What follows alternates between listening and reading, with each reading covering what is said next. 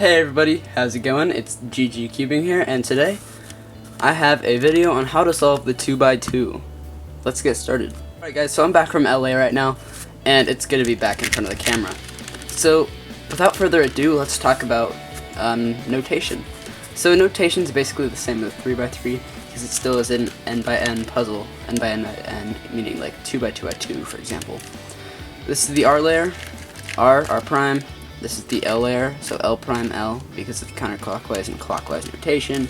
This is the U layer, this would be a U, U prime. The D layer, D prime. F prime, and B prime. Alright, scrambling notation on 2x2 though only uses RU and F moves, so that's 3gen. Alright, now let's talk about how to solve it.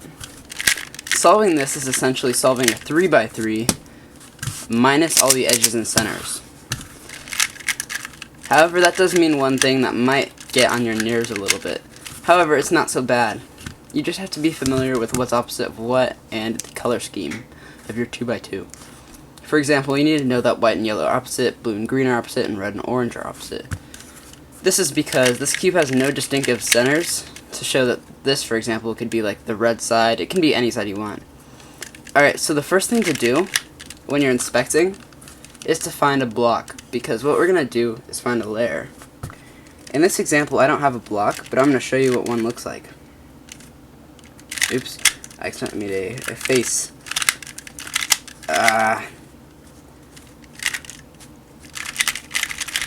Alright, this is a block. Sorry about that. It's been a little while since I've really messed around on 2x2 layer by layer. So this is a block right here. These two are connected, as you can see. If you don't have one, that's okay. We can always make one, because we are doing a layer by layer method. By layer, what I'm talking about is the first step of solving a 3x3 was the cross, but we don't have to do that here because there is no way to build a cross. There's no cross. So we're just solving the corners.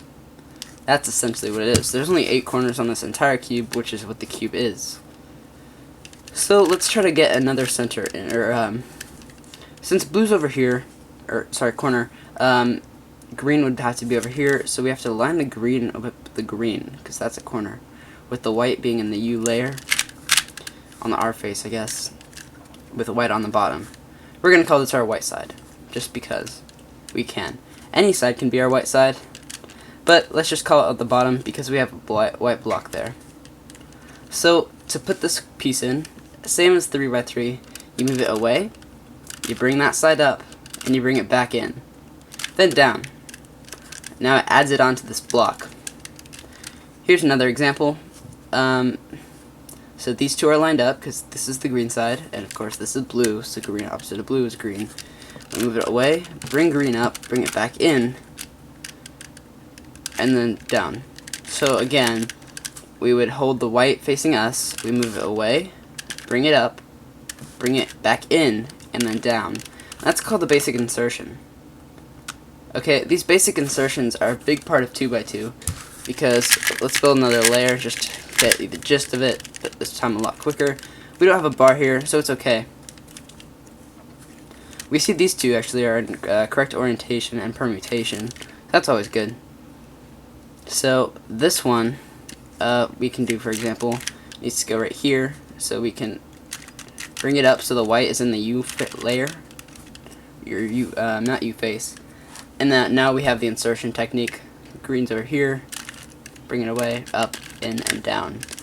And lastly, we just have this one, line them up, away, up, in, and down. Alright, now let's move on to the last layer, because we don't have a second layer here. Just two, or technically we do, but in terms of 3x3 we don't. In 2x2 we always treat it as if we have a cross, so this technically would be that T algorithm that we know, but that's not important right now. I'm only going to teach you one algorithm that you already know if you know 3x3, and that's called the Sune. The Sune looks like this: R, U, R prime, U, R, U2, R prime. Alright, and then its inverse is called the AntiSune. Both of them are very, very useful. The AntiSune looks like this: R, U2, R prime, U prime, R, U prime, R prime. And now let's get on how to recognize them. On a 3x3, AntiSune looks like this, you know, the fish shape of the dot, or this is Sune, sorry. And then AntiSune looks like this. And it's the same concept on 3x3 or 2x2, except for this cross is essentially erased. So for here, basically we're just gonna do those algorithms until we come across one of the fish shapes. And what a fish shape on 2x2 looks like is, well, we'll find that out. So let's just do a Sune here, because that's what we do to get a Sune. On 3x3, remember we just spammed that algorithm a bunch of times, because that's kind of how it works. It's a cycle. So R, U, R prime U, R, U2, R prime. Cool, now we have AntiSune. We recognize that because we have a dot here, and this headlight, or not headlight, but this dot is off to the right over here. This is what AntiSune looks like. You recognize it by this. Alright, so now we can execute AntiSune. Alright. And also, what to mention, Sune, if you get that, will look like this. The dot here, instead of having this, which is just the AntiSune on the left, which it is, if you do it here, you have the dot here, and the piece here, or the yellow sticker here. That's when you do Sune. So just get the recognition down on those. Sune, AntiSune. And then you would just apply the algorithm as needed. And lastly, we have two cases. We have this, which is a V perm, or not a V perm, but a Y perm, and it swaps these two stickers, or these two pieces. That's what it looks like. It's a long algorithm, but they're very simple to learn together. The T perm looks like this. It swaps these two pieces. You would recognize this with a bar. The Y perm does not have a bar. So now let's get on to how do we learn them. Now, essentially how these algorithms work is in triggers, okay? So, there's two parts to each algorithm, and they both are the same. They're just, here, let's go over the first trigger. The first trigger, this one starts the T perm. So, here's what it looks like. Sexy move, or R, U, R prime, U prime. And then sledgehammer, so R prime, F, R, F prime. Alright? So let's learn that trigger together. So sexy move, which is its own trigger, then sledgehammer, so the RU or R prime F, R F prime. Now what we do is F. Okay, so here let's just call that trigger A.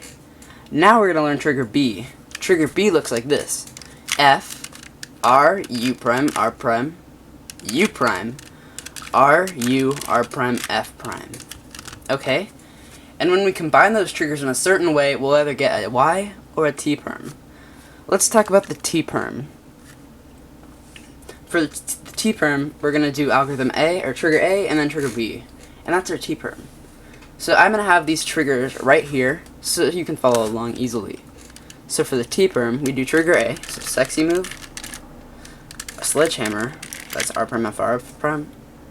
Alright, and now we can do the other trigger, which is F, R, U prime, R prime, U prime, R, U, R prime, F prime.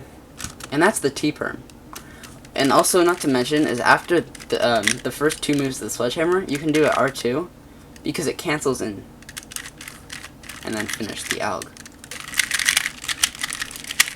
That one's 17 moves, and also, the Y perm 17 moves, because it's the same triggers, just in the opposite order.